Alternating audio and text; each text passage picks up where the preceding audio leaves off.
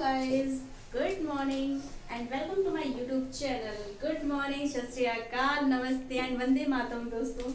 So guys, आज हमारा topic है रॉबर्ट फ्रॉस्ट. रॉबर्ट फ्रॉस्ट की एक बहुत ही beautiful and meaningful poem. Okay guys, let's learn. हम लोग सीखते हैं आज रॉबर्ट फ्रॉस्ट को.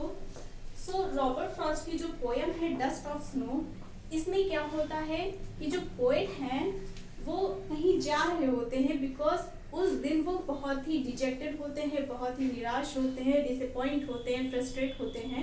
सो वो जब जा रहे होते हैं तो उनके शोल्डर पर डस्ट ऑफ स्नो गिरती है. जो डस्ट ऑफ स्नो गिरती है तो जो पोएट का माइंड होता है वो बहुत ही हैप्पी हो जाता है, खुश हो जाता है, उनका जो मूड है वो चेंज हो जाता है. ओके गाइज, सो इसी को आगे कंटिन्यू करते हुए हम आज की अपनी पोएम स्टार्ट करते हैं. सो कुछ इसके इम्पॉर्टेंट फैक्ट्स की पॉइंट्स देख लेते हैं. सो जो हमारी ये पोएम है डस्ट ऑफ स्नो, ये पब्लिश हुई थी 1923 में. इसमें टोटल 2 स्टेंजाज हैं, 4 लाइन्स के, और जो 4 लाइन्स होती हैं उसको हम क्या कहते हैं, क्वार्टर्स कहते हैं. इसकी जो राइमिंग स्कीम है, जो फर्स्ट स्टेंजा है, तो फर्स्ट स्टेंजा की राइमिंग स्कीम है ए बी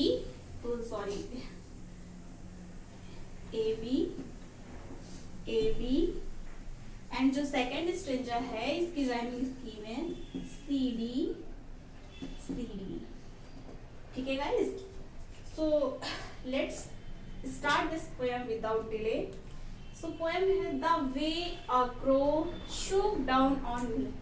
तो फर्स्ट ऑफ ऑल हम आपको ये बताना चाहेंगे कि जो हमारे निगेटिव ऑब्जेक्ट्स होते हैं, लाइक कभी कभी ऐसा होता है कि बिल्ली रास्ता काट गई तो वो हमारे लिए निगेटिव ओमेन हो गया, या कह सकते हैं किसी ने छींक दिया तो हम लोग कहते हैं ना कि निगेटिव होगा या कुछ अशुभ होगा. सो उसी से रिलेटेड ये पोएम है. कभी कभी जो निगेटिव ओमेन होते हैं, निगेटिव ऑब्जेक्ट्स होते हैं, उसमें भी पॉजिटिविटी छिपी हुई होती है.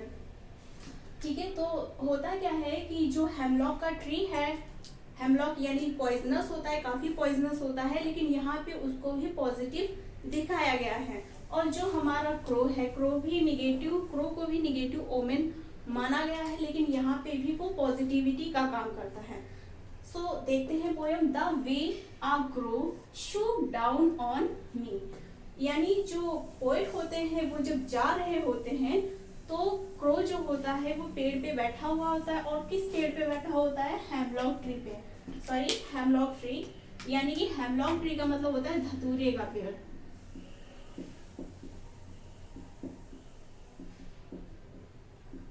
ओके गाइस, तो जो हेमलॉक ट्री होता है उस पर बैठा हुआ होता है. तो वो जो दिन होता है पोएट का, उस दिन वो पोएट बहुत ही निराश होते हैं, बहुत डिसअपॉइंट होते हैं, बहुत ही ज़्यादा डिजेक्टेड होते हैं. तो जब वहाँ से जा रहे होते हैं तो उस पेड़ पर कुछ हलचल होती है. अब हलचल क्या होती है, जो क्रो होता है वो उस पेड़ पे बैठा हुआ होता है. किस पेड़ पे, हेमलॉक ट्री पे. और हेमलॉक ट्री पे जो डस्ट ऑफ स्नो है, अब यहाँ पे डस्ट मतलब धूल नहीं है, यहाँ पे डस्ट का मतलब होता है जो बर्फ के पार्टिकल्स हैं, बर्फ के पार्टिकल्स जो होते हैं. तो वो जब कुछ हलचल करता है, जो क्रो होता है, तो जो बर्फ के पार्टिकल्स होते हैं वो उसके शोल्डर पे गिरते हैं. किसके शोल्डर पे, पोएट के शोल्डर पे गिरते हैं, जिससे जो पोएट का मूड होता है वो बहुत ही अच्छा हो जाता है. तो जो पोएट है वो क्या कह रहे हैं, the way a crow shook down on me. Shook down मतलब होता है हिलाना, यानी जब वो पेड़ पे बैठा हुआ होता है तो पेड़ पे हलचल होती है. The dust of snow from a hemlock tree. और किस पेड़ पे, हेमलॉक ट्री पे. राइट गाइस, समझ में आ रहा है ना सारे बच्चों को. फिर क्या है, सेकंड स्टेंजा क्या कहता है कि has given my heart a choice of mood. यानी जो पोएट का माइंड होता है, उनका जो हार्ट होता है वो खुश हो जाता है, वो हैप्पी हो जाते हैं. A choice of mood and saved some part. यानी उनका जो आधा दिन होता है वो तो काफी खराब जा रहा होता है, लेकिन जो उनका बाकी का दिन होता है वो सेव हो जाता है. यानी जो बाकी का दिन होता है, पोएट क्या सोचते हैं कि आज तो मेरा पूरा का पूरा दिन खराब हो गया, लेकिन ऐसा नहीं होता. उनका जो बाकी बचा हुआ दिन होता है वो अच्छा हो जाता है. Of a day I had rued. Okay guys, तो what is the meaning of rued? Rued मतलब होता है रिग्रेट फील करना, यानी जो वो उस दिन बहुत ज्यादा रिग्रेट फील कर रहे होते हैं, रिग्रेट फील करना, ठीक है। सो वो बहुत हैप्पी हो जाते हैं कि नहीं मेरा आधा दिन खराब हो गया, तो लेकिन उनका जो बाकी बचा हुआ दिन था वो काफी अच्छा गुजरा। सो हम क्या बताएंगे यहाँ पे कि जो हमारे नेगेटिव ओमेन है just grow and hemlock tree, कभी कभी ये भी पॉजिटिविटी का काम करते हैं, ठीक है। तो हर वो चीज जो हम लोग नेगेटिव शो करते हैं, ऐसा नहीं होता है कि वो नेगेटिव सिंबल है, लेकिन कभी कभी वो पॉजिटिविटी इतनी ज्यादा शो करते हैं। अब जैसे यहाँ पे देखिए कि जो हेमलॉक ट्री है एंड क्रो है, दोनों नेगेटिव ओमेन है, लेकिन यहाँ पे उसने राइटर के मूड को चेंज कर दिया। तो जो उसने राइटर के मूड को चेंज कर दिया, यानी ये दोनों किसके सिंबल हो गए? पॉजिटिविटी के। ओके, सो लेट्स रिवाइज, एक बार फिर से रिवाइज करते हैं। The way a crow shook down on me, the dust of snow from a hemlock tree. Okay guys, यानी जो क्रो है वो पेड़ पे बैठा हुआ होता है, वो पेड़ पे हलचल करता है, और किस पेड़ पे? हेमलॉक ट्री पे। और वहाँ पे जो बर्फ के पार्टिकल्स होते हैं, डस्ट ऑफ स्नो, जब वो पोएट के शोल्डर पे गिरते हैं तो पोएट का जो मूड है वो आसानी से चेंज हो जाता है। Has given my heart a choice of mood and saved my some part, और जो पोएट का बाकी बचा हुआ दिन होता है वो भी अच्छा गुजरता है। Of a day I had your.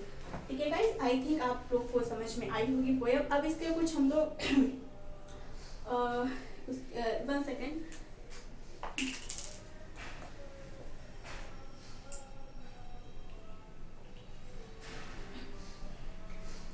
अब यहाँ पे हम लोग कुछ फिगर ऑफ स्पीच की बात कर लेते हैं। सो गाइस, यहाँ पे जो फिगर ऑफ स्पीच है, फर्स्ट स्टेंजा में जो फिगर ऑफ स्पीच है वो है इंजॉकमेंट, ठीक है गाइस। तो जो फर्स्ट स्टेंजा है इसमें फिगर ऑफ स्पीच क्या है हमारा?